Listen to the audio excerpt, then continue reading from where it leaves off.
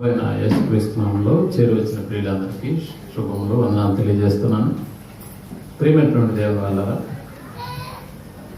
దేవుడు మనకి మరొక దినాన్ని మన జీవితంలో అనుగ్రహించి మనకి ఆయుష్ ఆరోగ్యాన్ని దయచేసి తండ్రి అయినటువంటి దేవుని పనిలో మనం కూడా ఉండుటకు మరొక దినాన్ని కేటాయించిన తండ్రి అయిన దేవునికి కృతజ్ఞతలు చెల్లిస్తున్నాం.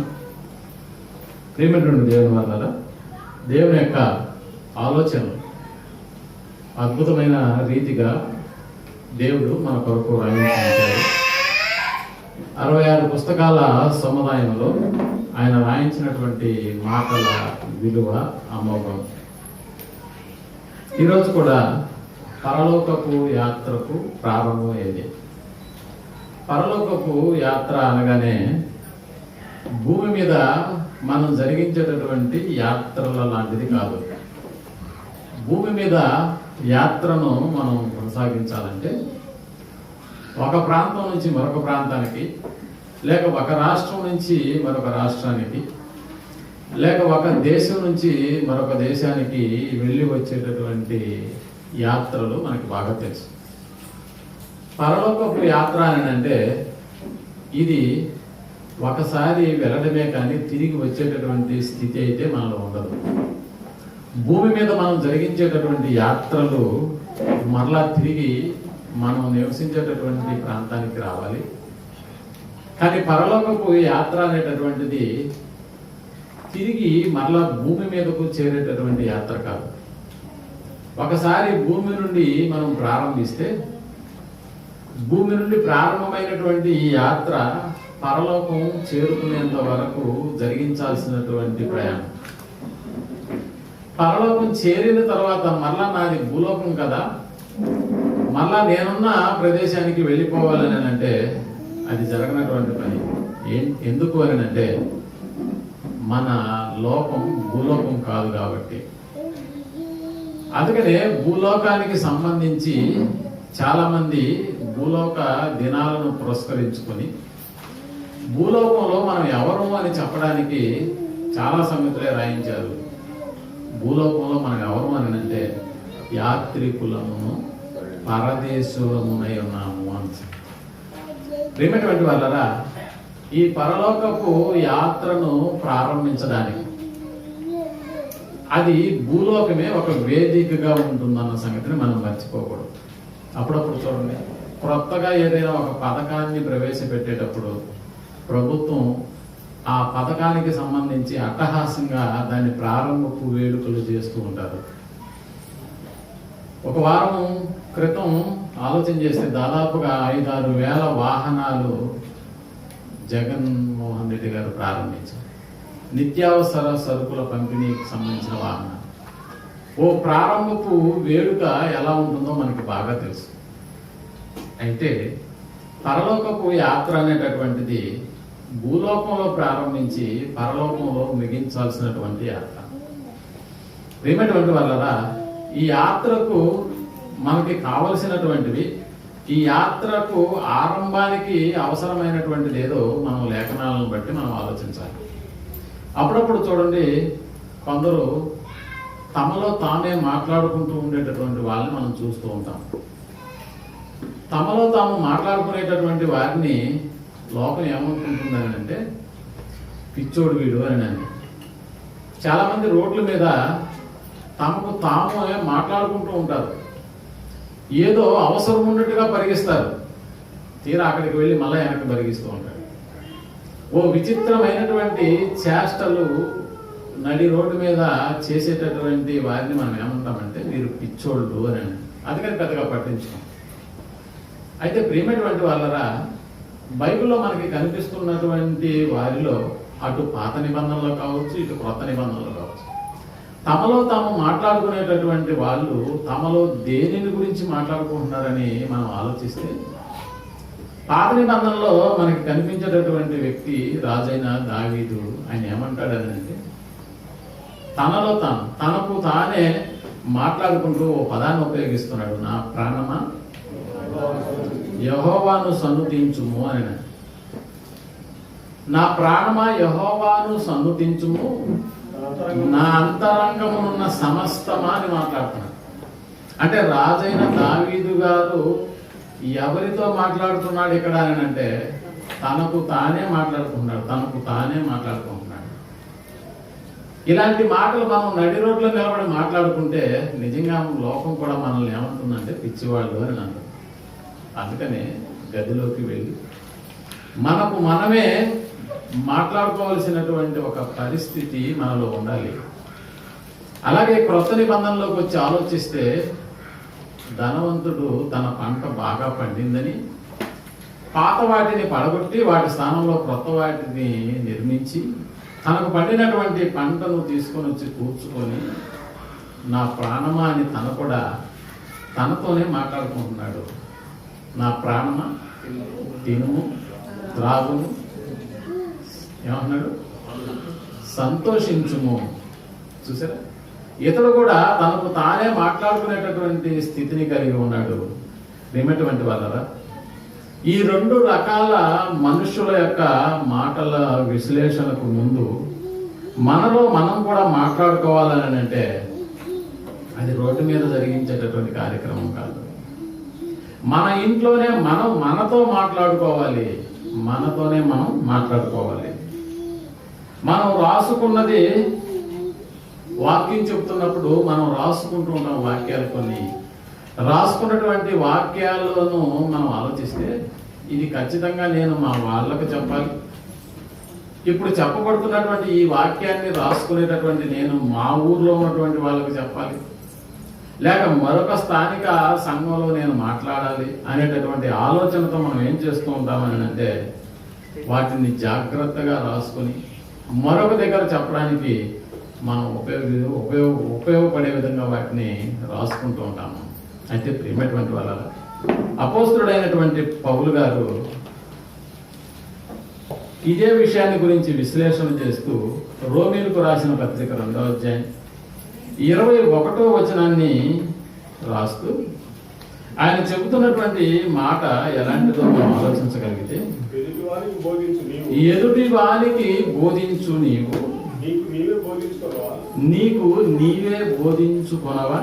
చూసారా, ఎదుటి వారికి బోధించు నీకు నీవే బోధించుకొనవా. ఎవరికి ఎవరు బోధించాలి? పౌలు గారి మాటల్లో ఆయన చెబుతున్నటువంటి మాట, ఎవరికి ఎవరు బోధించాలి? నీకు నువ్వే బోధించుకోవాలి అంటాడు. నీకు నీవే నాకు నేను చెప్పుకోవడం అనేటటువంటిది నిజంగా చెప్పాలని అంటే దేవుని పని. ఎదుటి వారికి చెప్పడం దేవుని పని కాదు, అసలు పరలోకం అస్సలు రాదు. ప్రియమైనటువంటి వాళ్ళగా నాకు నేను బోధించుకోవడం అనేటటువంటి కార్యక్రమం అప్పుడప్పుడు రికార్డ్ చేస్తూ ఉంటారు. చెప్పబడుతున్న ప్రతి మెసేజ్ రికార్డ్ చేస్తున్నప్పుడు నేను చెప్పడం కాదు, కానీ నేను చెప్పినటువంటి దాన్ని మరలా నేనే వినేదానికి ఆసక్తి చూపుతాను. ఎలా ఉంటుంది? నేను చెప్పిందే మరలా నాకు నేను ఏం చేసుకోవాలో తెలుసా? బోధించుకోవాలి నాకు నేనే. ఇది ఎవరో చెప్పినటువంటి మాటలు నేను వినడం వేరే, నేను చెప్పిన మాటలు మరలా నేను వినడం వేరే. ప్రియమైనటువంటి వాళ్ళరా, ఎదుటి వారికి చెప్పడం అనేటటువంటిది దేవుని పని కాదు. అసలు మనకి మనం బోధించుకోవడమే దేవుని పని. దేవుని వాక్యం ఓ ఔషధం లాంటిది. అది ఎదుటివాడి నోట్లో వేయడం కాదు, ఆ మాత్రం తీసుకెళ్ళి మనకు మనం వేసుకోవాలి. ఈ రోజుల్లో మనకు తెలుసు చాలా మంది బోధకులుగా ఉంటున్నారు, సేవకులుగా తక్కువ మంది ఉంటున్నారు. బోధకులు ఎక్కువ మంది మనకి కనిపిస్తున్నారు, కానీ సేవకులు అనేటటువంటి వాళ్ళే చాలా తక్కువ మంది కనిపిస్తున్నారు. ఒక సేవకుడు బోధకుడు అయ్యేటటువంటి పరిస్థితి కలదు, కానీ ఒక బోధకుడు స్థాయికి వెళ్ళిన తర్వాత సేవకుడుగా మారడం అనే పరిస్థితి చాలా తక్కువ. ఓ బోధకుడుగా మైకు పట్టుకుంటే ఓ గంటల తరబడి మాట్లాడేటటువంటి స్థితి ఉంటుంది, కానీ ఓ చీపురు పట్టుకుని చిన్నే స్థాయి వస్తుందంటారా? రాదు. ఆ స్థాయి ఎవరికి వస్తుంది అని అంటే ఓ సేవకుడుగా ఉండేటటువంటి వాడికే. చూసారా, మీరు సమయానికి వచ్చారు, మీరు రాకముందే పట్టకట్టే బాధ్యత ఎవరిది? నాది అని మీరు చెప్పకుండానే మీరు వదిలేసినారు. చూసా, అన్నున్నాడు కట్టుకుంటాడులే అని. నిజమే, గత వారం నేనే కట్టా, ఈ వారం నేనే కట్టా, రాబోయే వారాలు కూడా నేనే కడతాను. ఎందుకంటే సేవకుడు బోధకుడు అవుతాడే కానీ బోధక స్థాయికి వచ్చి సేవ చేయాలంటే చాలా కష్టం లోకంలో ప్రిమెంట్. అందుకనే సేవకుడి స్థానం ఎలా ఉంటుందని అంటే ఓ బోధకుడు అయ్యేటటువంటి పరిస్థితి కలిగి ఉంటుంది. మనలో చాలా మందిని ఎలా ఉంటామని అంటే బోధకులు అయ్యేదానికి ఇష్టపడతామే కానీ సేవకుడుగా సేవ చేసి బోధకుడు అయ్యేటటువంటి పరిస్థితి అయితే కనపడదు. అందుకని ప్రియమైనటువంటి వాళ్ళరా, ప్రతిరోజు మనం పాఠాలు చెప్పుకుంటాం కానీ మనకు మనం చెప్పుకునేటటువంటి విధానం కనిపించదు. మనకి మనం చెప్పుకునేటటువంటి విధానం. అందువల్ల ఇప్పుడు మనం చెప్పుకునేటటువంటి ఈ పరలోకం అనేటటువంటి ఈ లోకం దేవుడు నివసిస్తున్నటువంటి లోకం, దేవుడు ఉంటున్నటువంటి లోకం, ఓ శాశ్వత కాలానికి సంబంధించినటువంటి పరలోకం. ఇలాంటి లోకానికి వెళ్ళాలి అని అంటే ప్రారంభం ఎక్కడ ప్రారంభించాలి? అందుకనే ఒక లోకంలో నివసిస్తున్నటువంటి మనం, అనగా భూలోకంలో నివసిస్తున్నటువంటి మనం ఏ లోకాన్ని గురించి ఆలోచించాలి అని అంటే మనం వచ్చినటువంటి లోకం నుంచి, ఈ లోకానికి ఏ లోకం నుంచి మనం పంపబడ్డామో ఆ లోకాన్ని గురించి ఆలోచించాలి. కానీ ఏ లోకం నుంచి వచ్చామో మనకైతే తెలియదు. ఎందుకంటే మనం పుట్టినప్పుడు చిన్న పిల్లవాడిగా ఉన్నప్పుడు మనకి సంగతులు తెలుసా అంటే తెలియదు. అప్పుడు మనకు తెలియదనే దేవుడు తన అద్భుతమైనటువంటి జ్ఞానాన్ని ఇందులో రాయించాడు. అద్భుతమైన జ్ఞానం. అందుకని ఈ లోకంలోకి వచ్చిన తర్వాత ఆ లోకాన్ని గురించి ఎక్కడ మనం మర్చిపోతామేమో అన్న ఆలోచనతో భూమి మీద స్థిర నివాసం ఏర్పరచుకున్నటువంటి మనుష్యులను ఉద్దేశించి, మరి ముఖ్యంగా తన జనాంగం అంటూ ఏర్పరచుకున్నటువంటి ఇశ్రాయేలీల వారిని ఉద్దేశించి దేవుడు చెబుతున్న మాట చూడండి. నిర్గమాకాండం 25వ అధ్యాయం 23వ వచనాన్ని మనం ఆలోచించగలిగితే, నిర్గమాకాండం 25వ అధ్యాయం 23వ వచనాన్ని మనం ఆలోచించగలిగితే, మరియు 25వ అధ్యాయం లేవికాండము 25వ అధ్యాయం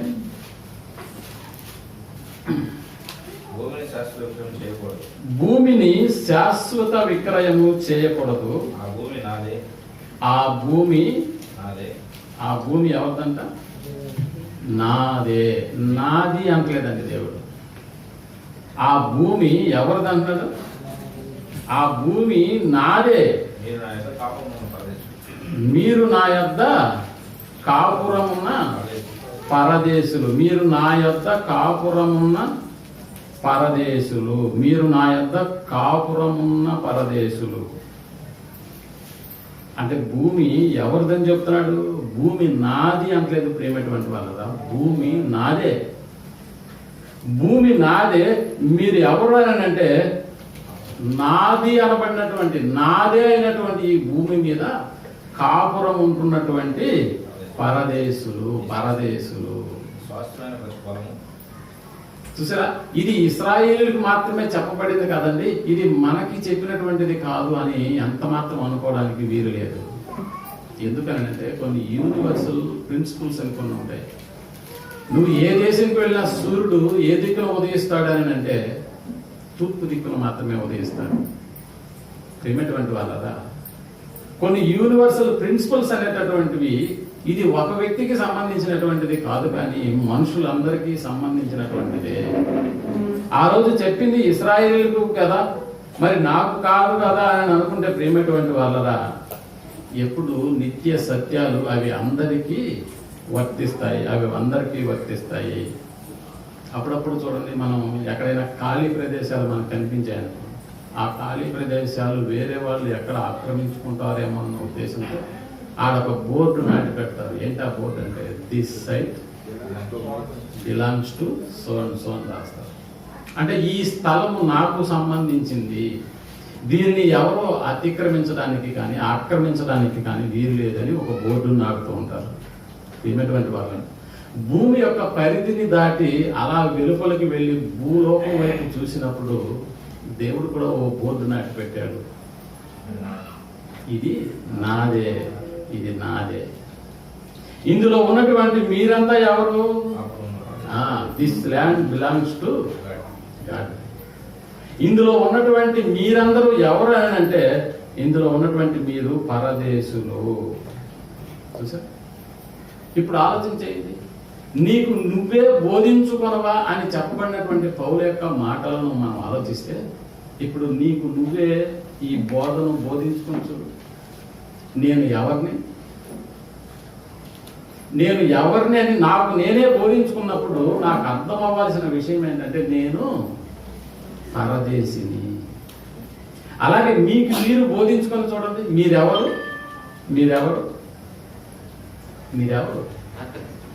మీరు కూడా పరదేశులు. అదే చెప్తున్నాడు, నీకు నువ్వే బోధించుకోనవా. ఇక్కడ నిలబడి మీరు పరదేశులు అని అంటే మీరు వేరైపోతున్నారు, నేను వేరైపోతున్నాను. అందుకనే నీవు బోధించుకోనవా. అందుకని ప్రియమైనటువంటి వాళ్ళరా, ఎప్పుడు కూడా నాతో నేను మాట్లాడుకున్నప్పుడు, ఇదిగో నా ప్రాణమా నువ్వు ఎవరివి అని అంటే, ఎవరివి? పరదేశివి. నా ప్రాణమా ఎవరివి నువ్వు అని అంటే, నేను పరదేశిని నాకు నేనే ఏం చేయాలి? అప్పుడప్పుడు మనం ఏం చేస్తాం? పరదేశులమో ప్రభు ప్రియులారా, పరదేశులమో ప్రియులారా, మన పురం ఇది కాదు ఇది అంటేనా?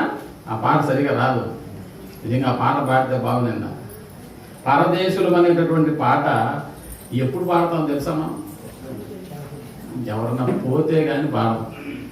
అంటే ఆ పాట పాడాలి అంటే ఎవరో ఒకరు పోయి ఉండాలి, అప్పుడు కానీ మనకు ఆ పాట జ్ఞాపకం రాదు.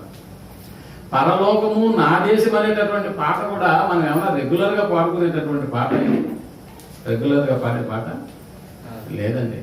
టైటిల్ పెంచి ఎందుకు ఆడుతున్నాడా అనుకున్నా, రైట్ అంతా టైటిల్ పెట్టలేదు ఎవరికి. బొన్న పట్టలేక పెంచి 7:30 ఫోన్ చేశాడు, సార్ ఈరోజు టైటిల్ ఇంకా రాలేదు అని. ఎందుకు అడుగుతున్నాడా అనుకున్నా, ఎందుకంటే టైటిల్కు దగ్గర పాటలు సెట్ చేసుకోవాలి. చూసారా? అందుకని ఏదైనా టైటిల్కి సంబంధించినటువంటిదే కదా అని అనుకొని పాడుకుంటే దానివల్ల ప్రయోజనం లేదు. ఏమైనటువంటి వల్ల ఎదుటి వానికి బోధించు నీకు నువ్వే బోధించుకున్నావా. అందుకని దావీదు గారు కూడా తనకు తానే బోధించుకుంటున్నాడు, నా ప్రాణమాని బోధించుకున్నాడు. ప్రేమటువంటి వాళ్ళు ఆయన చేసిన ఉపకారములలో దేనిని మరువకు అన్నాడు. ఇతరులకు చెప్పేటటువంటి సంగతి కాదది, నీకు నువ్వే చెప్పుకోవలసినటువంటి సంగతి, అందుకనే ఈ పాటలు పోయిన తర్వాత పాడేటటువంటివి కాదు, కానీ ప్రతిరోజు మనం జ్ఞాపకం ఉంచుకొని పాడుకోవలసినటువంటి పాటలు. ప్రకృతి మీద మనకు ఉన్నటువంటి ప్రేమ అంతా ఇంత కాదు. అందుకనే స్థలాలు కొనుక్కుంటాం, వాటిలో మిద్దెలు మేడలు కట్టుకుంటాం. అందుకనే ఓ వ్యక్తి అన్నాడు, ప్రకృతి దానికి వ్యతిరేక పదం వికృతి. ఎందుకు నీకు అంత కకృతి అని అన్నాడు అక్కయ్య. ప్రకృతి వికృతే, కానీ మనకెందుకు అంత కకృతి? ప్రేమటువంటి వాళ్ళరా, ఎప్పుడు కూడా ప్రకృతి మీద కకృతి మాత్రం ఉండకూడదు. ఎందుకనంటే ఇది విడిచిపెట్టి వెళ్ళవలసినటువంటి లోకం. కనిపించినవన్నీ నావే అని అనుకుంటే మనంతటి పిచ్చివాడు మరొకడు ఉండడు. ఓ ఇల్లు కట్టుకున్నాం, ఆ ఇంట్లో ఎప్పుడూ ఖాళీ చేసి వెళ్ళవలసిన పరిస్థితి వస్తుందో అన్న ఆలోచనే మనలో ఉండాలి తప్ప, ఇది నాది ఇక్కడే ఉండిపోతాను అని అనుకుంటే చాలా పొరపాటు. అందుకని చూడండి, కీర్తనకారుడు 119వ కీర్తనలో 19వ వచనాన్ని రాస్తూ ఏమని చెప్తున్నాడు? 119వ కీర్తన 19వ వచనాన్ని మనం ఆలోచిస్తే, నేను భూమి మీద పరదేశినై ఉన్నాను అన్నాడు. ఎవరు ఎందుకు ఆయన 17వ వచనంలోకి వెళ్ళి ఆలోచిస్తే 119, 17వ వచనాన్ని మనం ఆలోచిస్తే, నీ సేవకుడనైన నేను బ్రతుకున్నట్లు.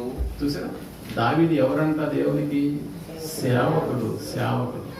నీ సేవకుడనైన నేను బ్రతుకున్నట్లు నా ఎడల దయారసము చూపుము, నీ వాక్యమును బట్టి నేను నడుచుకుంటును, నీ ధర్మశాస్త్రమందు ఆశ్చర్యమైన సంగతులు చూచునట్లు నా కన్నులు తెరువుము.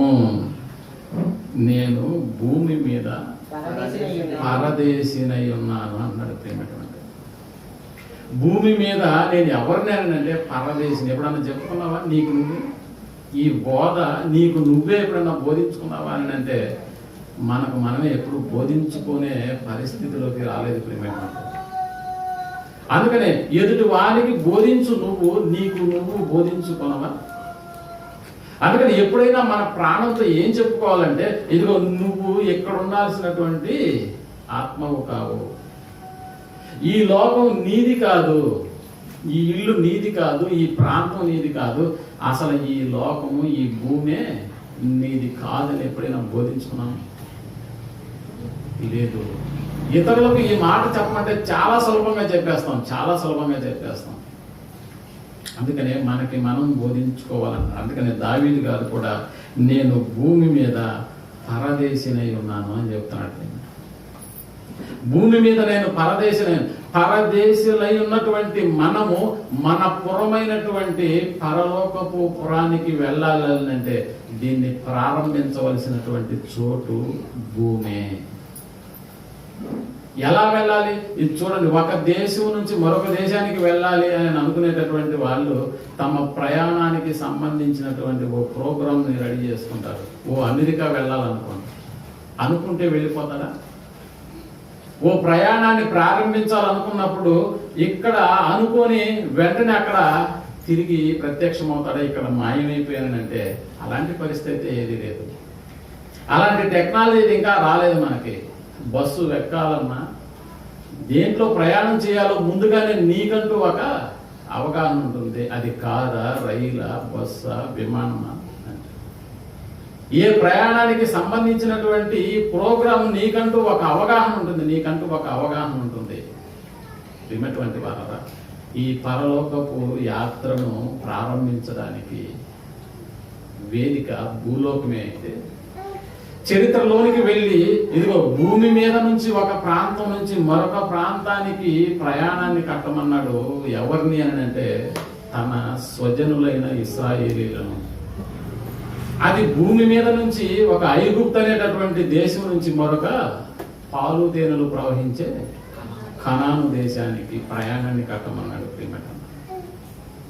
ఎందుకనంటే వారు ఐగుప్తు దేశానికి సంబంధించినటువంటి వాళ్ళు కాదు. ఒకప్పుడు పూర్వీకులు అక్కడికి వచ్చి నివసించారు కాబట్టి జనాంగం విస్తరించింది. ఐగుప్తులో నివసిస్తున్నటువంటి ఇశ్రాయేలీలు ఏమనుకుంటున్నారంటే ఇది ఈ దేశము లేకపోతే ఈ ప్రదేశము లేకపోతే ఈ ఐగుప్తులో మనం ఎవరు? పరదేశులము అనుకుంటున్నారు. ఐగుప్తులో మనం ఎవరు అంటే పరదేశులము. మరి మన దేశం పాలు తేనెలు ప్రవహించే దేవుడు వాగ్దానం చేసినటువంటి కనాను దేశము.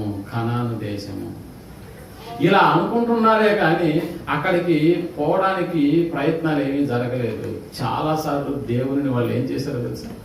మొరపెట్టుకున్నారు. ప్రియమైనటువంటి వాళ్ళగా పాలు తేనెలు ప్రవహించే దేశాన్ని చేరాలి అని అంటే ముందుగా వాళ్ళు ఎక్కడ ప్రారంభించాలని అంటే ఐగుప్తును విడిచిపెట్టాలి, అంతే కదా. కనానుకు చేరాలి అని అంటే, కనానుకు ప్రయాణం అవ్వాలంటే ముందుగా తాము నివసిస్తున్నటువంటి ప్రాంతాన్ని విడిచిపెట్టాలి. అంటే ఐగుప్తు నుండి వీళ్ళు వేరు కావాలి. అలా వేరు కావడానికి, అలా వేరు కానివ్వకుండా ఉండడానికి ఐగుప్తులో ఉన్నటువంటి రాజు వారిని వెళ్ళనివ్వలేదు. మేము మా దేవునికి ఆరాధన చేసుకోవాలి, మమ్మల్ని పంపించండి అని వేడుకుంటే ఏమన్నా విన్నాడా? లేదు. ఫరో వినలేదు. అంటే ఓ ఐగుప్తులో కలిసి జీవిస్తున్నటువంటి ఈ ఇశ్రాయేలు జనాంగం ఐగుప్తును విడిచిపెట్టడానికి చాలా కాలం పట్టింది. ఆ రకంగా చెప్పాలంటే దేవుడు రప్పించినటువంటి 10 తెగుళ్లలో 9 తెగుళ్ళు వీళ్ళని ఏం చేయలేకపోయాయనంటే ఐగుప్తులో నుంచి కాలు బయట పెట్టలేకపోయాయి. ఎన్ని తెగుళ్ళు? దాదాపుగా నీళ్ళన్నీ రక్తంగా మారిపోయాయా ఒకప్పుడు? అయినా ఏమన్నా కనికరం వచ్చిందా? వీళ్ళు పంపించేయాలన్న ఆలోచన ఏమన్నా వచ్చిందా ఫరో కానంటే? రాలేదు. ఎక్కడ చూసినా కప్పలమయం అయిపోయింది.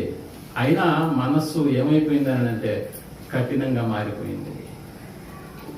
ప్రదేశాలంతా పేరుతో నిండిపోయాయి.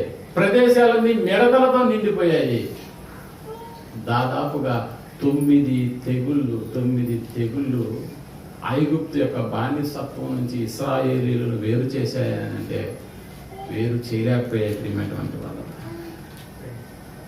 ఇశ్రాయేలీల తెగుళ్ళు, ఇశ్రాయేలీలకు వేసినటువంటి ఆ సంఖ్యలు, బానిస సంఖ్యలు దాదాపుగా 9 తెగుళ్ళు కూడా ఆ సంఖ్యలను ఏం చేయలేకపోయాయి? విడుదల చేయలేకపోయాయి. ప్రియమైనటువంటి వాళ్ళరా, అయితే వేరు చేయడానికి ప్రాముఖ్యమైనటువంటి దానిని జరిగించాల్సినటువంటి పరిస్థితి ఏర్పడింది తండ్రి అయినటువంటి. ఇక ఏం చేయాలని అంటే చిట్ట చివరిగా దేవుడు ఉపయోగించినటువంటి అస్త్రం ఈ 9 తెగుళ్ళు ఒకవైపు అయితే 10వ తెగులు మరొక వైపుగా మారింది. ఏం జరిగింది ఆ 10వ తెగుళ్ళు అని అంటే ఇశ్రాయేలుకు దేవుడు ఆజ్ఞాపించాడు. ఏమని? ఇదిగో మీరు ఓ నిర్దోషమైనటువంటి గొర్రె పిల్లను వధించి దాని యొక్క రక్తాన్ని తీసి మీ ఇంటి గుమ్మములకు వాటిని అర్పించండి. ఆ గుర్తు వేయండి. ఆ గొర్రె పిల్ల రక్తము యొక్క గుర్తు మీ ఇంటి గోడల పైన ఆ రక్తాన్ని ఇశ్రాయేలీల కుటుంబాలకు అద్దాలి అని చెప్పాడు. అలా చేస్తేనే మీ నిర్గమము ప్రారంభమవుతుంది. అంటే మీ ప్రయాణం ప్రారంభానికి అది మూలమవుతుంది. అందుకని మనకు తెలుసు నిర్గమం అని అంటే ఎక్సోడస్ అంటారు ఇంగ్లీష్లో. అంటే ఎగ్జిట్ అనే పేరు మీరు వినే ఉంటారు. ఎగ్జిట్ అంటే బయటకు వెళ్ళేటటువంటి, ఎక్సోడస్ అంటే ప్రయాణం. ప్రియమైనటువంటి వాళ్ళరా, ఒక చోట నుండి బయలుదేరడం అనేటటువంటి కార్యక్రమాన్ని గురించే నిర్గమకాండం రాయబడింది మనకి. నిర్గమకాండం అంటే కనాను యొక్క యాత్ర ఐగుప్తు నుంచి ప్రారంభమైంది. ఆ 9 తెగుళ్ళు చేయలేనటువంటి కార్యక్రమం 10వ తెగులు చేయగలిగింది. ఒకసారి చూడండి, నిర్గమకాండం 12వ అధ్యాయం 13వ వచనాన్ని మనం ఆలోచించగలిగితే, నిర్గమకాండం 12వ అధ్యాయం 13వ వచనాన్ని మనం ఆలోచించగలిగితే, మీరు ఉన్న ఇండ్ల మీద రక్తము మీకు గుర్తుగా ఉండును. మీరున్న నేను ఆ రక్తమును చూచి మిమ్మును నశింపచేయక దాటిపోయేదను. చూసారా, సంహారపు దోత, దేవుని ఉగ్రత దాటిపోయింది. ప్రియమైన ఇశ్రాయేలు మీదకు రానివ్వకుండా ఏది వీళ్ళని కాపాడిందని అంటే ఓ గొర్రె పిల్ల రక్తము. అప్పుడు మాత్రమే వారు ఐగుప్తు ప్రయాణం అనేటటువంటిది మొదలైంది. ఎందుకంటే ఫరో కుటుంబాలన్నీ కూడా ఏమైపోయాయి ఐగుప్తులు అని అంటే, మొదటి బిడ్డ ఐగుప్తులందరి ఇళ్లలో ఉన్నటువంటి మొట్టమొదటగా జన్మించినటువంటి బిడ్డ, మొదటి సంతానం చనిపోయింది. ఇశ్రాయేలు క్షేమంగా ఉన్నారు. దేనిని బట్టారనంటే గొర్రె పిల్ల యొక్క రక్తాన్ని వారు ప్రతి ఇంటి గుమ్మముల మీద వాటిని గుర్తుగా ఉంచుకున్నారు. కాబట్టి ప్రియమైనటువంటి వాళ్ళరా, ఒక ఆనందపు యాత్ర ఆ రోజు మొదలైంది. ఓ గొర్రె పిల్ల రక్తాన్ని తమ గుమ్మముల మీద అంటించుకోవడం వల్ల ఒక ఆనందపు యాత్ర నిజంగా ఆ రోజు మొట్టమొదటి అడుగు ఐగుప్తులో నుంచి బయటకు పడింది. అప్పుడప్పుడు కూడా మనం పాట ఆనంద యాత్ర, ఇది ఆత్మీయ యాత్ర. చూసారా, ఆనంద యాత్ర, ఇది ఆత్మీయమైనటువంటి యాత్ర అని అంటున్నాం. నిజంగా ఐగుప్తులో ఉన్నటువంటి స్థితి ఏంటి ఇశ్రాయేలీయులదేనంటే బానిసత్వపు స్థితి. కొలిమి లాంటి శ్రమలు అని మాట్లాడతాడు. ఎలాంటి శ్రమలు అక్కడ వాళ్ళు పడింది? కొలిమి లాంటి శ్రమలు. కొలిమి మండుతూ ఉంటుంది కదా, అలాంటి శ్రమలు, కొలిమి లాంటి శ్రమలలో నుంచి దేవుడు వారిని ఇదిగో కానాను వైపు ఆనందంగా బయలుదేరేసేటటువంటి ఓ దినం రానే వచ్చింది. ప్రేమటువంటి ఆనంద యాత్ర అంటే ఆరంభం ఏది అని అంటే ఆ రోజు ఐగుప్తులో నుంచి వాళ్ళు బయటకు అడుగు పెట్టడానికి మూల కారణం ఏంటో తెలుసా? ఓ గొర్రె పిల్ల రక్తం చిందించబడి ఆ రక్తం తాలూకు ముద్రలు తమ గుమ్మముల మీద అంటించుకోవడమే. దానిని ఏమంటారు తర్వాత కాలంటే పస్కా బలి. దానికి గుర్తైనటువంటిదే పస్కా బలి. ఆ రక్తాన్ని చూసి సంహారక దూత ఏం చేసింది అని అంటే ప్రతి గుమ్మాన్ని పరిశీలించుకుంటూ వెళ్తుంది. ఏ గుమ్మములైతే గొర్రెపిల్ల రక్తానికి సంబంధించిన గుర్తు ఉండదో ఆ ఇంటిలో ఉన్నటువంటి మొదటి సంతానం చనిపోయేటట్లుగా చేసింది. ఏ కుటుంబానికైతే ఆ గుమ్మములో ఉన్నటువంటి గొర్రెపిల్ల రక్తం మనకి కనిపిస్తుందో, గుర్తుగా ఉంటుందో, ఆ కుటుంబాన్ని సంహరించేటటువంటి స్థితి లేకుండా ఆ కుటుంబాన్ని దాటి వెళ్ళిపోయింది. ప్రేమటువంటి వాళ్ళు, ఓ గొర్రెపిల్ల యొక్క రక్తం ఆ రోజు మొదటి అడుగు ఐగుప్తులో నుంచి ప్రారంభపు అడుగు బయటపడింది ఇశ్రాయేలీయుల జనాంగానికి. ఈ రోజు కూడా ఆలోచించేయండి, లోకమంతా ఈ రోజు ఎలా ఉంది అని అంటే ఓ ఐగుప్తులాగా మారిపోయింది. అందుకని ప్రియమైనటువంటి వాళ్ళరా, లోకమే ఒక ఐగుప్తు అని అనుకుంటే ఇందులో మనం ఎవరు అని అంటే దాస్యము కింద, పాపం అనేటటువంటి దాస్యం కింద బతుకుతున్నటువంటి పాపులము. చూసారా, ఈ ఐగుప్తు అనేటటువంటి దాస్యము నుండి ఒకనాడు ఇశ్రాయేలీయులు బయటపడడానికి కారణమైనటువంటి గొర్రెపిల్ల రక్తము ఎలా అవసరమైందో ఈ రోజు కూడా మనకు పాపం అనేటటువంటి దాస్యములో ఉన్నటువంటి భూలోక జనాలు. అందుకనే దేవుడు అంటూ అందరూ పాపము చేసి దేవుడు అనుగ్రహించు మహిమను పొందలేకపోతున్నారు. అందరూ పాపం చేసి. అందుకని ఈ లోకపు పరిస్థితుల గురించి మాట్లాడుతూ యోహాను గారు 8వ అధ్యాయం యోహాను సువార్త 8:34 మనం ఆలోచిస్తే, యోహాను సువార్త 8వ అధ్యాయం 34వ వచనాన్ని మనం ఆలోచిస్తే, అందుకు యేసు నన్ను నేనే మహిమపరుచుకునే యెడల నా మహిమ 34వ వచనం 8:34. అందుకు యేసు పాపము చేయు ప్రతివాడు పాపము చేయు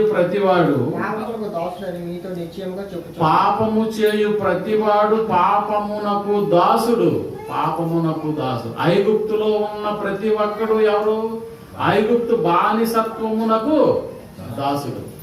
ఐగుప్తులో ఉన్న ప్రతి ఒక్కడు అనగా పరదేశుడు.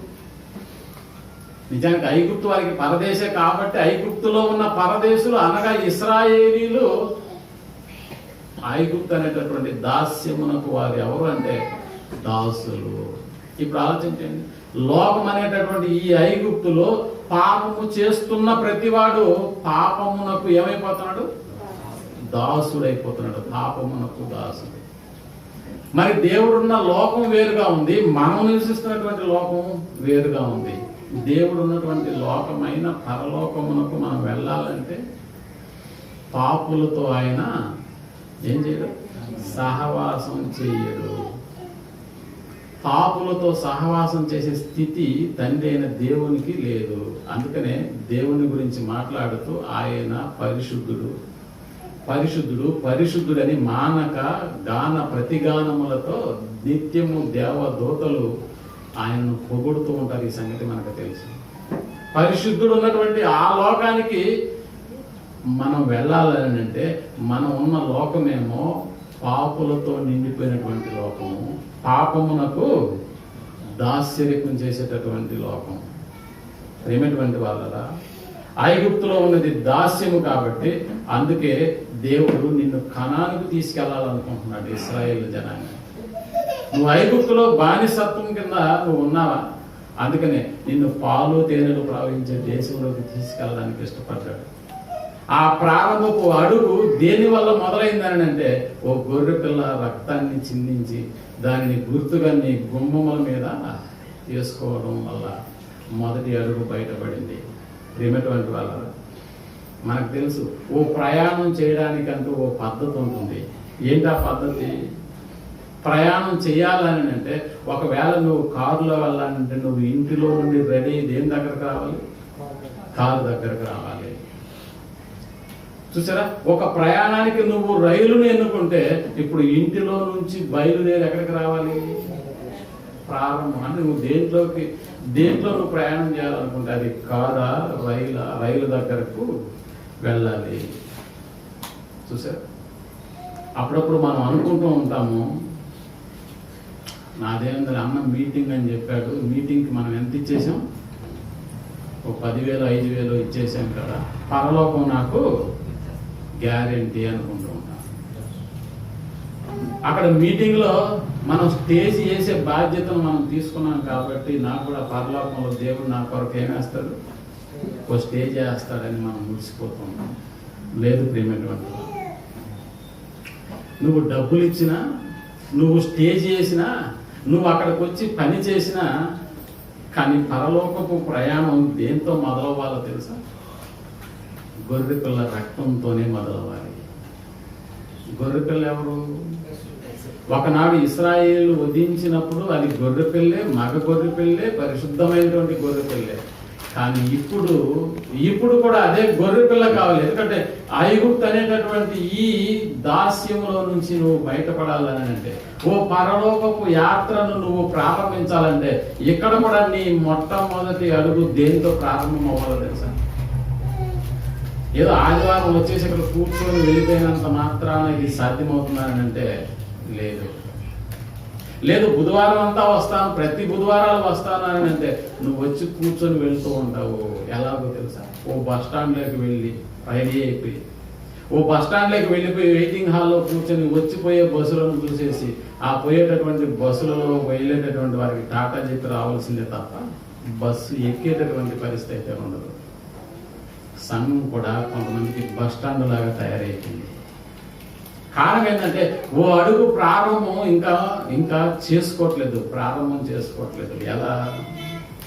ఎలా అని అంటే, ఇదిగో ఓ గొర్రెపిల్ల రక్తం కావాలి. ఒకనాడు ఐగుప్తీయులకు మొదటి అడుగు పడింది బయటకు ఐగుప్తులో నుంచి అని అంటే, ఓ గొర్రెపిల్ల రక్తానికి తాలూకు గుర్తు. ప్రియమైనటువంటి వాళ్ళరా, ఈరోజు కూడా ఓ గొర్రెపిల్ల రక్తములో మన పాపములను ఏం చేసుకోవాలో తెలుసా?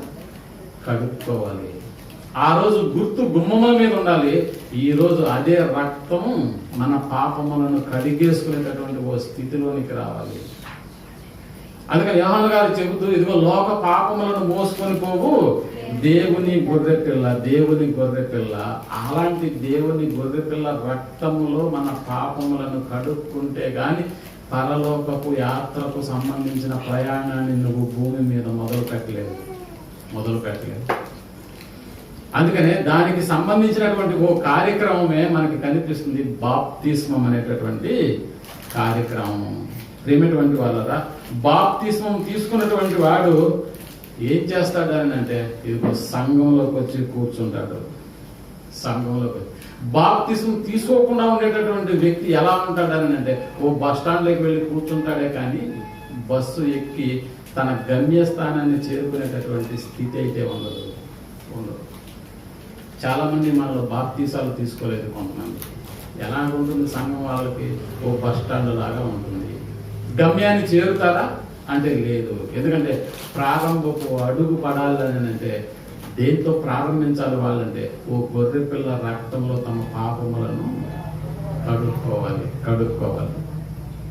దేవుడు కూడా ఇశ్రాయేలులకు పండుగలను ఇచ్చాడు. ప్రేమటువంటి వాళ్ళు సంవత్సరానికి మీరు జరుపుకోవాల్సినటువంటి పండుగలని దాదాపుగా 7 పండుగలను ఇచ్చినప్పుడు ఆ 7 పండుగలను వాళ్ళు వరుస క్రమంలోనే జరుపుకోవాలి తప్ప 2వ స్థానంలో ఇచ్చి మొదటి స్థానానికి చేస్తాం ఈసారి అని అనుకుంటే అక్కడ కుదరదు. మొట్టమొదటగా వాళ్ళు జరుపుకోవాల్సినటువంటి పండగ పస్కా పండగ, ఆ తర్వాత పులిని రొట్టెల పండుగ. ఇవన్నీ వరుసగానే జరగాల వాళ్ళకు అని అంటే అవును, వరుసగానే జరగాలి. ఎందుకు పస్కా పండుగ మొదట్లోనే జరగాలి? అది ఐగుప్తులో నుంచి బయటకు వచ్చినటువంటి దినానికి గుర్తుగా ఏర్పాటు చేయబడినటువంటిదే.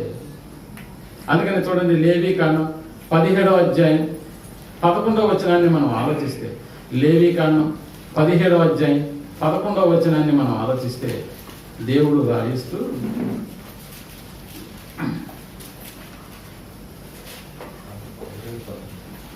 17వ అధ్యాయం 11వ వచనాన్ని మనం ఆలోచన, రక్తము దేహమునకు ప్రాణము, మీ నిమిత్తము అండర్లైన్ చేసుకో, రక్తము దేహమునకు ప్రాణము, మీ నిమిత్తము ప్రాయచిత్తము చేయునట్లు. రక్తము మనుష్యుల నిమిత్తము ఏం చేయాలంట? ప్రాయచిత్తము చేయునట్లు బలిపీఠము మీద పోయుటకై దానిని మీకిచ్చి తిని. చూసారు, పాపము చేసినటువంటి వాడికే ప్రాయచిత్తం జరగాలి. అందరి స్థితి ఏంటి లోకంలో అని అంటే, అందరి స్థితి పాపము చేసినటువంటి స్థితే. అందరి స్థితి పాపము చేసినటువంటి స్థితే. ఒకనాడు వాళ్ళు ఐగుప్తు అనేటటువంటి దాస్యము క్రింద ఉన్నారు, ఈనాడు లోకమంతా పాపమనే దాస్యము క్రింద ఉన్నారు. ఆ రోజు మొదటి అడుగు బయటపడింది. గొర్రెపిల్ల రక్తపు తాలూకు గుర్తు వారిని మొట్టమొదటి అడుగు కనాను వైపుకు ప్రయాణం చేసేదానికి తోడ్పడింది. ఈ రోజు కూడా మొట్టమొదటి ఆరంభపు అడుగు దేని ద్వారా పడాలి అని అంటే, గొర్రెపిల్ల రక్తములో మన పాపములను కడుక్కొని ముందుకు వెళ్ళవలసినటువంటి వారమే. అందుకనే హెబ్రీలకు రాసిన పత్రికలు పౌలు గారు 9వ అధ్యాయంలో 22వ వచనాన్ని మనం చదవగలిగితే, ఆయన రాసినటువంటి మాటలలో 9వ అధ్యాయం 22వ వచనాన్ని మనం పరిశీలన చేస్తే, మరియు ధర్మశాస్త్ర ప్రకారము సమస్త వస్తువులను రక్తము చేత శుద్ధి చేయబడునని, సమస్త వస్తువులు రక్తము చేత శుద్ధి చేయబడుననియు, రక్తము చిందించకుండా, చూసారు, రక్తము చిందించకుండా పాప క్షమాపణ కలుగదు. రక్తము చిందించకుండా పాప క్షమాపణ జరగదు. ప్రేమటువంటి వాళ్ళరా, ఈ లోకంలో నిన్ను పరలోకాన్ని యాత్రకు ప్రారంభింపజేసేటటువంటి ఒక స్థితి ఉంది అని అంటే, అది క్రీస్తు స్థాపించినటువంటి, తన రక్తం ఇచ్చి స్థాపించినటువంటి సంఘమైనటువంటి క్రీస్తు సంఘము. ప్రేమటువంటి వాళ్ళరా, ఇది మాత్రమే.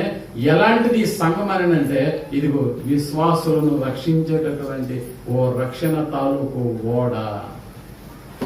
ఎలాంటిది సంఘం అని అంటే, ఇదిగో ఒకనాడు జలప్రళయం మహాభీకరమైనటువంటి శబ్దంతో 40 రాత్రులు 40 పగళ్ళు నీరు ప్రవాహం వలె ప్రవహించినా కూడా ఆ ఓడలో ఉన్నటువంటి వారికి ఏమన్నా జరిగిందా అని అంటే లేదు. ప్రియమైనటువంటి వారు, మహాప్రళయాలు చుట్టుముడుతున్న ఓడలో ఉన్నటువంటి వారు సురక్షితంగా ఆరారాతు పర్వతాల మీద చేరారు.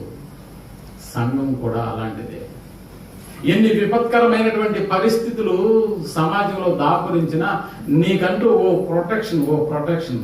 అప్పుడప్పుడు చూడండి, పేదవాళ్ళు రోడ్డు పక్కన పడుకునేటటువంటి వాళ్ళు మంచి గాలి వర్షాలు వచ్చినప్పుడు ఎక్కడికి చేరుకుంటారో తెలుసా? వాళ్ళు చిన్న ఇళ్లలోకి వెళ్ళిపోరు. ప్రియమైనటువంటి వాళ్ళు పెద్ద బిల్డింగులుగా ఉన్నటువంటి బస్ స్టాండ్లను ఎన్నుకుంటారు, రైల్వే స్టేషన్లను వాళ్ళు ఎన్నుకుంటారు. దేవాలయాలని అనుకున్నా కూడా దేవాలయాల బయట ఏం చేస్తారు? గేట్లు వేసి పెట్టేస్తారు. కానీ బస్ స్టాండ్లు, రైల్వే స్టేషన్లు ఎలా ఉంటాయని అంటే వారికి ఆసరాగా ఉంటాయి. సంఘం కూడా అలాంటిదే. ప్రియమైనటువంటి వాళ్ళు, ఎన్ని విపత్కర పరిస్థితులు సమాజంలో ఉన్నప్పటికీ ఇదిగో సంఘం అనేటటువంటి ఈ పరిధిలో ఉన్నంతసేపు ఏ ప్రళయం నిన్నేం చేయదు. ఎందుకంటే ఒకనాడు ఓడలో ఉన్నటువంటి 8 మంది నీటి ద్వారా రక్షింపబడ్డారు. మామూలు నీళ్ళు ఆయనంటే కాదు ప్రేమైనటువంటి వాళ్ళ. ఓ భయంకరమైనటువంటి ప్రళయం నుండి తప్పించి ఆ తర్వాత దేవుడు వారిని ఆరారాతు పర్వతాల పైన నిలబెట్టినటువంటి స్థితి మనకి కనిపిస్తుంది. అందుకని ఈ సంఘం అనేటటువంటి ఓడలోనికి నువ్వు ఎప్పుడైతే యేసు క్రీస్తుల వారి యొక్క రక్తంతో మన పాపములను కడుక్కొని ఇందులోకి ప్రవేశిస్తామో ఓ సురక్షితమైనటువంటి ప్రదేశంలోకి చేరుకున్నందుకు పరలోకపు యాత్రను ప్రారంభించి ఇందులోకి వచ్చావన్న సంగతిని మర్చిపోకూడదు. అందుకని మొదటి శతాబ్దంలో అపోస్తుల కార్యం 2వ అధ్యాయం 47వ వచనాన్ని మనం ఆలోచించగలిగితే ఎవరైతే సంఘములోకి వస్తున్నారో వారిని ఉద్దేశించి రాయబడినటువంటి మాట చూడండి. 2వ అధ్యాయం 47. ప్రజలందరి వలన దయ పొందిన వారై ఆనందముతోనూ నిష్కపటమైన హృదయముతోనూ ఆహారము పుచ్చుకొనుచుండిరి, మరియు ప్రభువు రక్షణ పొందుచున్న వారిని, అనగా పరలోకపు యాత్రను ప్రారంభించినటువంటి వారిని ఏం చేస్తున్నాడంట? అనుదినము వారితో చేర్చుచుండెను. ఎవరు చేరుస్తున్నారు? ప్రభువే చేరుస్తున్నాడు. అనుదినము వారితో చేర్చుచుండెను. మన పరలోకపు యాత్రకు ప్రారంభం ఏంటి అని అంటే యేసు ప్రభుల వారి క్రీస్తు శిలువ. ఆ శిలువలో ఆయన చిందించినటువంటి రక్తము.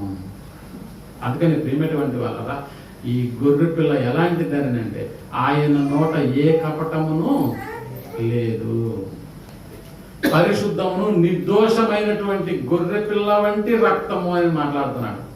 అమూల్యమైనటువంటి రక్తము. యేసు ప్రభుల వారి యొక్క రక్తము ప్రతి పాపముల నుండి మనలను ఏం చేస్తుందంట? పవిత్రులనుగా చేస్తుంది. అందుకని ప్రియమైనటువంటి వాళ్ళ పరలోకపు యాత్రనైతే మనలో చాలా మందిని ఇంకా ప్రారంభించనే లేదు, కానీ కొంతమందిని ప్రారంభించి కూడా చాలా దినాలైంది. పరలోకపు యాత్రను ప్రారంభించాము, కానీ ప్రారంభించి ఎక్కడుండిపోయాము అని అంటే సంఘంలోనే ఉండిపోయాం. ప్రియమైనటువంటి పరలోకం చేరామంటే ఇంకా చేరలేదు. అంటే ఈ ప్రయాణంలో మనం ఇంకా చేయవలసింది ఉందా? మనకు తెలుసు కదా, ఐగుప్తును విడిచినటువంటి ఇశ్రాయేలీలు ఆ ప్రారంభపు దినాలలో చాలా ఆనందపడ్డారండి. ఎంత ఆనందపడ్డారు? మనకేంట్లో ఇంకా ఏ దేశం వచ్చేస్తుంది? మనకి కనాను దేశం వచ్చేస్తుంది. అక్కడ పాలు తేనెలు ప్రవహించేటటువంటి దేశం అని ఎగిరి గంతులేసి ఆనందోత్సాహాల మధ్య ఆ దేశం నుంచి బయటపడినటువంటి ఇశ్రాయేలీల ఆనందం కొద్ది కాలంలోనే ఏమైపోయిందో తెలుసా? ఆవిరిగా మారిపోయింది. మమ్మల్ని ఇక్కడికి ఎందుకు తీసుకొచ్చావు మోషే? అక్కడ మాకు సమాధులు లేవనే. మనలో కూడా చాలా మందిని అలాగనే విసుగుపడిపోతున్నాం. ప్రేమైనటువంటి సంఘంలో చేర్చబడిన తర్వాత ఏ చిన్న నష్టం జరిగినా కూడా అయ్యో బాగుండేదే, మనకు ఆ జీవితమే బాగుండేదే అనేటటువంటి ఆలోచనతో ఒక్కొక్కసారి దేవుని మీద సనుగుకుండే పరిస్థితులు ఏర్పడుతున్నాయి.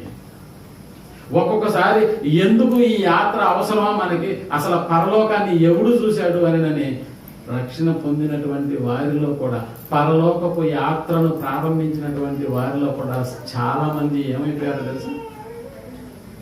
ఆగిపోయారు. ప్రయాణం మాకొద్దు అనుకొని. అసలు పరలోకం ఉందో లేదో కూడా మాకు తెలియనటువంటి ప్రదేశానికి నువ్వు తీసుకెళ్తావని అనుకోవడం మా మూర్ఖత్వం. అందుకనే నేను రాను, నా భార్య రాదు, ఇంకెవరు రాదు, నా పిల్లలు రాను. ప్రయాణం ఆగిపోయింది. మనకు తెలుసు కనాను దేశం చేరినటువంటి వాళ్ళ సంఖ్య ఎంత, ఐగుప్తుల నుంచి బయలుదేరిన వారి సంఖ్య ఎంత. ఐగుప్తు నుంచి బయలుదేరిన వారి సంఖ్య 6 లక్షల కాల్బలం పురుషుల సంఖ్య చూసారు. మరి స్త్రీలు, వృద్ధులు, పిల్లలు, అంటే దాదాపుగా ప్రారంభించినటువంటి ప్రారంభపు తాలూకు జనసంఖ్యను లెక్క వేస్తే సుమారుగా 18 లక్షల మంది. మరి చివరకు కనాను చేరింది 2. ఆలోచించండి. ఏమైపోయారు మధ్యలో అని అంటే, ఇదిగో ప్రారంభమైతే బాగానే ఉంది, కానీ మధ్యలో చేయవలసినవి చేయలేదు. మనం కూడా ఇదిగో ప్రారంభమైతే ప్రారంభించాం, కానీ పరలోకం చేరుకునేంత వరకు మనం కూడా చేయాల్సిన వాటిని చేయకుండా ఏం చేస్తున్నాము? ఆపేసుకుంటున్నాం. ఏం చేయాలి? ఇంతకీ ఏం చేయాలని అంటే అదే 2వ అధ్యాయం అపోస్తల కార్యం 2వ అధ్యాయం 40వ వచనాన్ని మనం ఆలోచించగలిగితే, 2వ అధ్యాయం 40వ వచనాన్ని మనం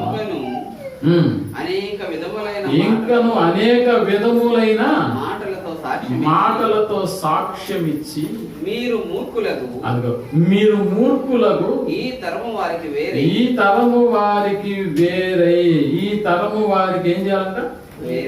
వేరవ్వాలి. వేరవ్వాలి. ఉన్నటువంటి తరానికి వేరుగా మారాలి. వేరుగా మారాలి. ఉన్నటువంటి తరానికి వేరుగా మారాలి. ఎలా వేరుగా మారడం? మీకు తెలుసు, ఇల్లు పైన కట్టేటటువంటి రోజుల్లో నాకు తెలీదు, లెటిన్ షీటు తూర్పు వైపు ఉండకూడదంట. తూర్పు వైపు ఉండకూడదంట. చాలా ఎప్పుడు నేను గమనించలేదు, కానీ నాకు అసలు అవగాహన కూడా లేదు. ఆ రోజు లెట్రిన్ షీట్ బిగించాలి.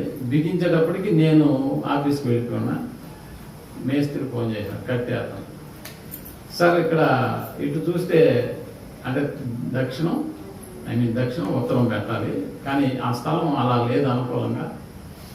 మామూలుగా అయితే మేము కట్టే ఇళ్లలో ఎలా పెడతామంటే తూర్పు సైడ్ అస్సలు పెట్టము, దక్షిణం ఉత్తరం ఫేసింగ్ పెడతాము అని అంటే, నీకు అక్కడ ఎంత అనుకూలంగా ఉంది అని అడిగాను. తూర్పు వైపుకి అనుకూలంగా, అలాగే నేను పెట్టులేను అన్న. అలా కాదు సార్, మళ్ళీ ఇంకోసారి చెప్తాను, ఒకసారి ఆలోచించుకోండి బాగా అని అన్నాడు. ఎందుకు అలా అడుగుతున్నావు అని అంటే, అంతకుముందు ఒక ఇంట్లో కట్టినప్పుడు అదేముందలే అని కొడుకు అన్నాడంట. కొడుకు చెప్పిన మాటను బట్టి వీళ్ళు షీట్ పెట్టేసినారంట. ఆ తర్వాత ఎవరో బంధువులు ఓపెనింగ్కి వచ్చినప్పుడు చెప్పారంట, ఇదేంటి లెటిన్ షీటు తూర్పు వైపు పెట్టారు అని అడిగారు. ఆ తర్వాత కానీ దానిని పగలగొట్టించి మరలా మార్పించేసి దాదాపుగా డబల్ పని అయింది. అంటే చాలా ఖర్చు పెట్టుకోవాల్సిన పరిస్థితి. అందుకని మీకు ముందుగా అడుగుతున్నాను అని నాకు చూసారా. లోకం అంతా ఒకవైపు, నువ్వు అక్కడే ఒకవైపు. ఆలోచించే మూర్ఖులకు ఈ తరము వారికి ఏమవ్వాలని చెప్తున్నాడు? పరలోకపు ప్రయాణాన్ని ప్రారంభించిన నీ జీవితం మధ్యలో ఆగిపోకూడదు. వేరవ్వాలి. వాస్తుల గురించిన వాస్తవాలు వాళ్ళు చెప్తారు, కానీ క్రీస్తుని గురించిన వాస్తవాలు నువ్వు వాళ్ళకి చెప్పి తీరాలి. మరొక సందర్భంలో వాడు వింటాడంటే వినడు. ఇదే సందర్భం. నీకు వాస్తు అయితే నాకు క్రీస్తుని చెప్పగలిగినటువంటి స్థితి రావాలి. అనేక శుభకార్యాలకు ఈనాడు క్రైస్తవులు కూడా ఏ పద్ధతిని అనుసరిస్తున్నారు? తెలుగు క్యాలెండర్ను అనుసరిస్తున్నారు. ఈరోజు విధియ పంచమి, మంచి రోజు కాదని, మంగళవారం అని, శుక్రవారం అని, అమ్మమ్మ 11వ రోజు అని, 13వ రోజు అని ఏం చేస్తున్నారని అంటే, ఇదిగో లోకం ఎటువైపు వెళుతుందో అటువైపే మన ప్రయాణం కూడా మళ్లింపబడుతుంది. అందుకనే పేతురు చెప్తున్నాడు, నా వైపు తిరగమని కాదు, పేతురు చెప్తుంది, మూర్ఖులకు ఈ తరము వారి నుండి ఏమవ్వాలి? వేరవ్వాలి.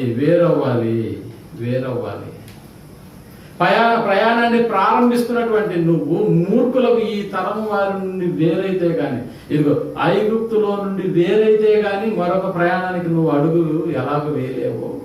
మూర్ఖులకు ఈ తరము వారిలో నుంచి నువ్వు మరొక అడుగు వేరే వేయాలి. మనకు తెలుసు, యేసు ప్రభువు వారి ఈ లోకంలో 33.5 సంవత్సరాలు బ్రతికినటువంటి ఆ బ్రతుకు కాలంలో 3.5 సంవత్సరాలు కొంతమంది శిశువులను సెలెక్ట్ చేసుకున్నాడు. ఆయన సెలెక్ట్ చేసినటువంటి శిశువులు ఎలాంటి వాళ్ళంటే మనకి బాగా తెలుసు. ఎలాంటి వాడు చూడండి ఒకసారి.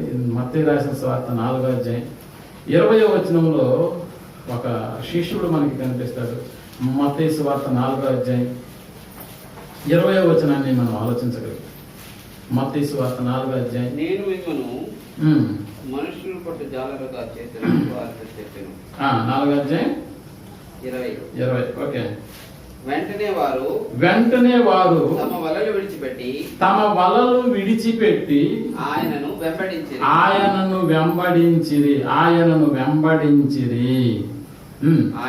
ఆయన అక్కడ నుండి వెళ్ళి జబదయి కుమారుడైన యాకోబు అతని సహోదరుడైన యోహాను అను మరి ఇద్దరు సహోదరులు తమ తండ్రి అయిన జబదయి యొద్ద ధోనిలో తమ వలలు బాగు చేసుకొనుచుండగా వారిని చూచి వారిని పిలిచెను. పిలిచాడంతే, మీరు వచ్చేయండి అన్నాడంతే. ఎక్కడికి అని అడిగారా? అసలు నువ్వు ఎవరు మమ్మల్ని పిలుస్తానని అడిగారా? వారిని పిలిచెను. వెంటనే మా నాయన ఇంటికాడ వదిలిపెట్టి వస్తాం, ఈ వలలన్నీ ఇక్కడ ఉంటే వేరే వాళ్ళు ఎత్తుకెళ్ళిపోతారు ప్రభు, ఇవి ఇంటికాడ చేర్చేసి వస్తామని అన్నారా? లేదు. వెంటనే వారు తమ దోరెను తమ తండ్రిని విడిచిపెట్టి ఆయనను వెంబడించిరి. వలలను విడిచిపెట్టారు, ధోనిని విడిచిపెట్టారు. మా తండ్రి ప్రభా ధోనిను పైకి చేర్చుకోలేడు, మేము చేర్చేసి వస్తామన్నారా? లేదు. వలలు విడిచిపెట్టారు, ధోనిను విడిచిపెట్టారు, తండ్రిని కూడా విడిచిపెట్టేశారు. ఎవరు తమకున్నవన్నీ. అందుకనే మనం చదువుకున్నటువంటి లేఖన భాగంలో చూడండి, మత్తయి సువార్త 19వ అధ్యాయం 27వ వచనాన్ని మనం ఆలోచించగలిగితే, మత్తయి సువార్త 19వ అధ్యాయం 27వ వచనాన్ని మనం ఆలోచించగలిగితే, పేతురు ఇదిగో మేము సమస్తమును విడిచిపెట్టి ఏం విడిచిపెట్టారని ఈయన? సమస్తం అంటే ఈయన దగ్గర ఉన్నది వాళ్ళ పడవ, వాళ్ళ నాన్న, అంతేనా? మేము సమస్తము అని అంటున్నాడు. సమస్తములో ఈయన వదిలిపెట్టింది ఏంటి? నిజమే, వల ఆయనకు సంబంధించినటువంటిదే, ధోని ఆయనదే, నాన్న సొంత నాన్నే. ప్రేమటువంటి వాళ్ళ ఓ జీవనోపాధికి సంబంధించినటువంటి వాటిని వీళ్ళు ఏం చేశారు అని అంటే విడిచిపెట్టేశారు. అందుకని చెప్తున్నాడు, మాకు జీవనాధారమైనటువంటి వాటిని మేమేం చేశాం? విడిచిపెట్టి సమస్తమును విడిచిపెట్టి నిన్ను వెంబడించితిమి.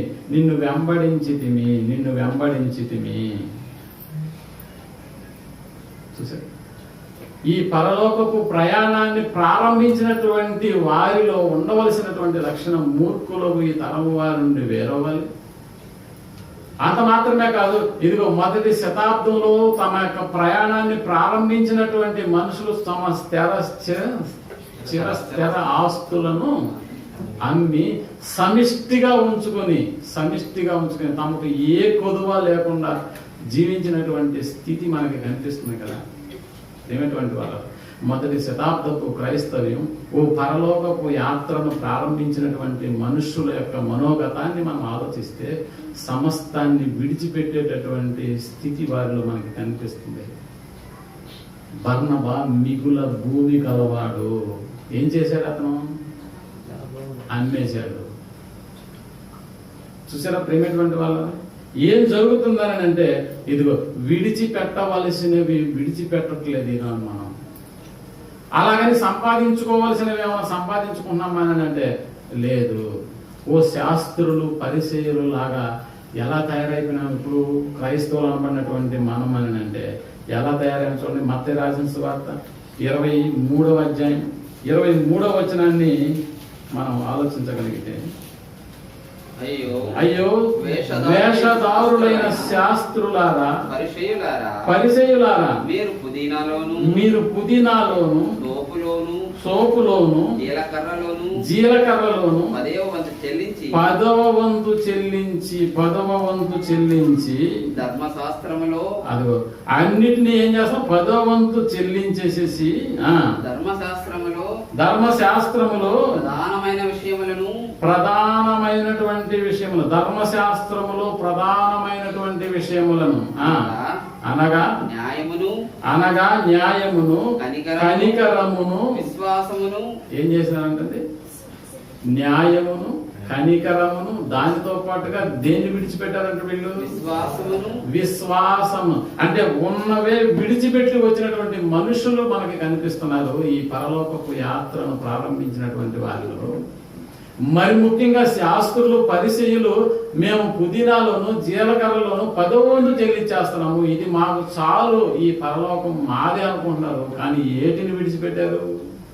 న్యాయం, న్యాయమును, కనికరాన్ని, విశ్వాసమును. విశ్వాసమును కూడా వీళ్ళు ఏం చేశారంట? విడిచిపెట్టి విడిచిపెట్టేశారు. మనలో కూడా విశ్వాసాన్ని ఏం చేస్తున్నామని అంటే విడిచిపెట్టేటటువంటి స్థితిలోకి వెళ్ళిపోతున్నాం. విశ్వాసాన్ని మేమెప్పుడు విడిచిపెట్టామని అంటారా? విశ్వాసం దేని వలన కలుగుతుంది చెప్పండి? అంటే మీరు వినడానికి రావట్లేదంటే అర్థం ఏంటి? ఆ?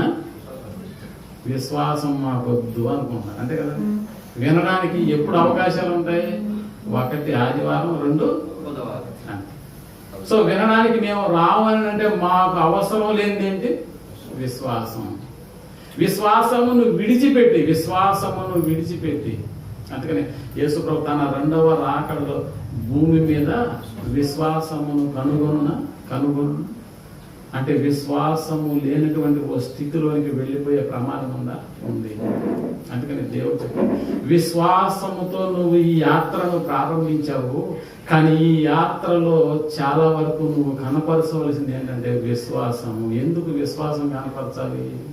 విశ్వాసము లేకుండా ఒకడు దేవునికి ఇష్టుడై ఉండుట అసాధ్యము. అంటే మనలో విశ్వాసం పెంపొందించుకోవాలి అని అంటే అది వినుట వలన మాత్రమే ఉంటుంది. వినుట క్రీస్తును గూర్చిన మాట వలన అది కలుగుతుంది. ప్రేమటువంటి అందుకని ఓ విశ్వాసాన్ని మనం వదులుకున్నామని అంటే విశ్వాసాన్ని మనం ఏం చేయట్లేదని అంటే ఇదిగో మనం విడిచిపెట్టేస్తున్నాం. ఓనాడు శాస్త్రులు, పరిసయ్యులు చేసింది కూడా అదే. కనికరాన్ని విడిచిపెట్టేశారు. ఇంకా వాళ్ళు చేసిందంటే ప్రధానమైనటువంటి విషయం న్యాయమును, కనికరమును, దానితో పాటు విశ్వాసాన్ని విడిచిపెట్టేస్తున్నారు. ఇంకా దేన్ని విడిచిపెడుతున్నారో చూడండి. మార్కు రాసిన సువార్త 7వ అధ్యాయం 8వ వచనాన్ని మనం ఆలోచించగలిగితే, 7వ అధ్యాయం 8వ వచనాన్ని మనం ఆలోచించగలిగితే, మీరు దేవుని ఆజ్ఞను విడిచిపెట్టి మనుషుల పారంపర్యాచారమును గైకొనుచున్నారు మరియు మీరు మీ పారంపర్యాచారమును గైకొనుటకు దేవుని ఆజ్ఞను బొత్తిగా నిరాకరించుదురు అని. దేవుని ఆజ్ఞ బదులు ఏది ఓవర్టేక్ చేస్తుంది? మనుషుల పారంపర్యాచారము. చూసారు, విడిచిపెట్టవలసినటువంటి కొన్ని ఉన్నాయి, ఇదిగో వాటిని ధరించుకోవలసినటువంటివి కొన్ని ఉన్నాయి. ఎందుకంటే పరలోకపు యాత్రను ప్రారంభించి చాలా దినాలైంది. మనం పరలోకం చేరేంత వరకు ఇవి మన దగ్గరే ఉండాలా? అవును, మన దగ్గరే ఉండాలి. ఏంటవి? దేవుని ఆజ్ఞలను అనుసరించి నడుచుకోవాలి. ఇశ్రాయేలీయులు నడుచుకున్నారండి అరణ్య మార్గంలో, విసుక్కున్నారు, సనుక్కున్నారు. దేవునికి వ్యతిరేకంగా అనేకమైనటువంటి కార్యక్రమాలు జరిగించారు. అందుకనే దేవుడు మధ్యలోనే వాళ్ళని ఏం చేశాడు? కనాను యాత్ర విజయవంతం కాలేదు. ప్రేమటువంటి వాళ్ళు ఓ 2 జీవితాల్లో మాత్రమే విజయవంతమైంది. మిగిలిన వాళ్ళందరూ యాత్రనైతే ప్రారంభించారు, కానీ కనాను చేరుకోలేదు. ఇంకా ఏం చేస్తున్నాం? ఇంకా మనం అంటే హెబ్రీయులకు రాసిన పత్రిక 2వ అధ్యాయం 1వ వచనాన్ని మనం ఆలోచించగలిగితే, హెబ్రీయులకు రాసినటువంటి పత్రిక 2వ అధ్యాయం 1వ వచనాన్ని మనం ఆలోచించగలిగితే, కావున మనము వినిన సంగతులను విడిచిపెట్టి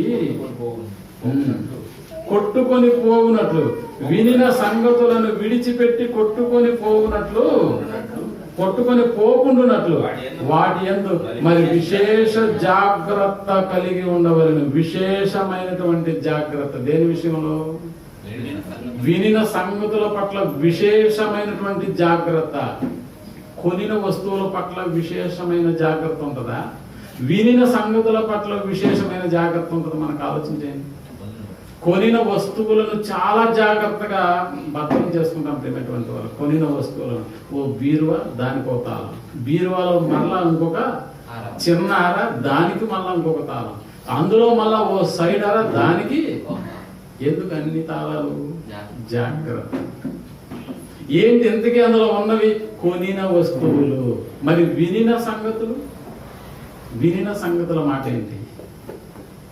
ఆ మధ్య ఎప్పుడో మా అన్న 2 చెవులు ఎందుకు ఇచ్చాడు దేవుడు అని అంటే, ఒకటి వినడానికి, రెండవది వదిలిపెట్టడానికి అన్న. చూసా, చెవి ఉన్నవాడు, చెవి గలవాడు. ఇక మనకి చెవి ఉందా, చెవులు ఉన్నాయా? మీరు చెప్పండి. చెవి ఉందా, చెవులు ఉన్నాయా? ఒక చెవి ఉన్నటువంటి వాడే విని జాగ్రత్త పరుచుకోగలిగితే 2 చెవులు గలవాడు ఏం చేయాలి? ఇప్పుడు మరింత విశేషమైన జాగ్రత్త అన్నాడు. చూసారు, ఇక్కడికి వస్తున్నాం, వింటున్నాం, ఇక్కడికి రాగి బయటికి వెళ్ళిపోగానే ఏం చేస్తున్నాం? మేము ఎక్కడ వదిలిపెట్టామన్నా అంటారు మీరు. అంటారు అంతేనా? మేము ఎక్కడ వదిలిపెట్టాము ఒక్క సంగతి ఇక్కడ చెప్పే సంగతులు ప్రకటనలో మీకు మరలా చెప్తాం, అంతే కదండి. ప్రకటనలో రేపు పలానా కార్యక్రమం ఉంది, ఎల్లుండి పలానా కార్యక్రమం ఉంది, చెప్తామా లేదా? ఈ వారానికి సంబంధించిన సంగతులు చెప్తామా లేదా? ఈ వారానికి సంబంధించిన సంగతుల వివరాలు చెప్పబడినటువంటి సంగతులు మీరేం చేస్తున్నారు? ఏం చేస్తున్నారు? వింటున్నారు. ఇప్పుడు ఈ వారంలో జరిగే సంగతులలో మీ పార్టిసిపేషన్ లేదనుకో, అఫ్కోర్స్ బుధవారం తరగకుండా అని చెప్తున్నాం. ఇప్పుడు బుధవారం సంగతిని గురించి ఎప్పుడు చెప్పాము? ఆదివారం చెప్పాం. ఆదివారం మీరు విన్నారా లేదా? విన్నారు. ఇప్పుడు బుధవారం మన ప్రజెంటేషన్ లేదనుకోండి, అక్కడ మన ప్రెజెన్స్ లేదనుకోండి. అలాగే ఈరోజు సాయంత్రం కూడా పబ్లిక్ మీటింగ్. ఇక్కడ చెప్పబడిన సంగతులు విన్నాం. వినిన సంగతుల పట్ల ఏముండాలని చెప్తున్నాడు దేవుడు? విశేషమైన జాగ్రత్త. అంటే జాగ్రత్త అని ఎందుకు చెప్తున్నాడు? నువ్వు ఎక్కడ అజాగ్రత్తగా ఉంటావో, వాటిని ఎక్కడ నువ్వు ఎగ్గొడతావో జాగ్రత్తగా చూసుకో అని. నేను చూసారా, ఆ రోజు వినిన సంగతులు, ఆ దగ్గర మన ప్రజెంటేషన్, మన ప్రెజెన్స్ లేదనుకో, అప్పుడు మనం ఆ సంగతులను ఏం చేసినట్లు? విడిచిపెట్టేసాము. చూసారా, ఏది విడిచిపెట్టాలి, ఏది విడిచిపెట్టకూడదో ఈ పరలోకపు యాత్ర ప్రారంభంలోనే మనకు అన్ని అర్థమయ్యేటట్లుగా మీకు బోధిస్తున్నామంటే బోధిస్తున్నాం. ఏం విడిచిపెట్టాలంటే ఉన్నవన్నీ విడిచిపెట్టి ఆ రోజు అపోస్తులు అడుగుతున్నారు మాకేంటి అని. ఈరోజు విన్న సంగతులను సైతం మనం ఏం చేస్తున్నామని అంటే విడిచిపెట్టేస్తున్నాం ప్రేమటువంటి వాళ్ళ. ఆలోచించండి, పరలోకానికి చేరడం గ్యారెంటీయా? గ్యారెంటీయా?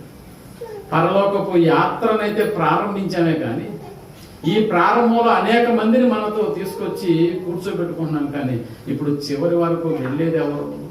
చివరి వరకు వెళ్ళేది ఎవరు? అందుకనే దేవుడు మరణము వరకు నమ్మకముగా ఉండము ఏమిస్తా అన్నాడు.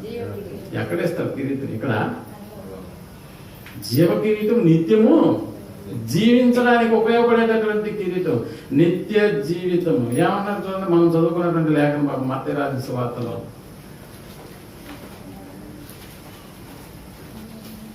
తండ్రినైనను తల్లినైనను అని చెబుతూ యేసు అన్నదమ్ములనైనను అక్క చెల్లెళ్ళనైనను యేసు వారితో చెప్పాను, ప్రపంచ పునర్జన్మనందు మనుష్య కుమారుడు తన మహిమ గల సింహాసనం మీద ఆసీనుడై ఉన్నప్పుడు నన్ను వెంబడించిన మీరును 12 సింహాసనముల మీద ఆసీనులై ఇశ్రాయేలు 12 గోత్రముల వారికి తీర్పు తీర్చుదురు. నా నామము నిమిత్తము అన్నదమ్ములనైనను అక్క చెల్లెళ్ళనైనను తండ్రినైనను తల్లినైనను పిల్లలనైనను భూములనైనను ఇండ్లనైనను విడిచిపెట్టిన ప్రతివాడును 100 రెట్లు పొందును. ఇదియు కాక నిత్య జీవమును స్వతంత్రించుకున్నాడు. ఏమిస్తాడు బోనస్? నిత్య జీవము. నిత్య జీవాన్ని మనం పొందుకోవాలని అంటే, నిత్య జీవాన్ని స్వతంత్రించుకోవాలని అంటే పరలోకపు యాత్రను ప్రారంభించి చాలా దినాలైంది కదా.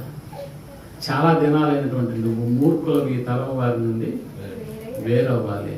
సమస్తాన్ని విడిచిపెట్టడానికి సిద్ధపడాలి. సమస్తాన్ని ఎప్పుడు విడిచిపెడుతున్నాం ప్రేమటువంటి? మరణించినప్పుడు సమస్తాన్ని విడిచి వెళ్ళిపోతున్నాం, కానీ అపోస్తలుడు మరణించినప్పుడు కాదు సమస్తాన్ని విడిచిపెట్టింది, బ్రతికున్నప్పుడే విడిచిపెట్టారు. బ్రతికున్నప్పుడే విడిచిపెట్టారు. మాగుంట సుబ్బరాయుడికి ఎన్ని కోట్లు ఉన్నాయి? వైఎస్ రాజశేఖర రెడ్డి గారికి ఎన్ని కోట్లు ఉన్నాయండి? బతుకున్నప్పుడు ఏమన్నా విడిచిపెట్టారా?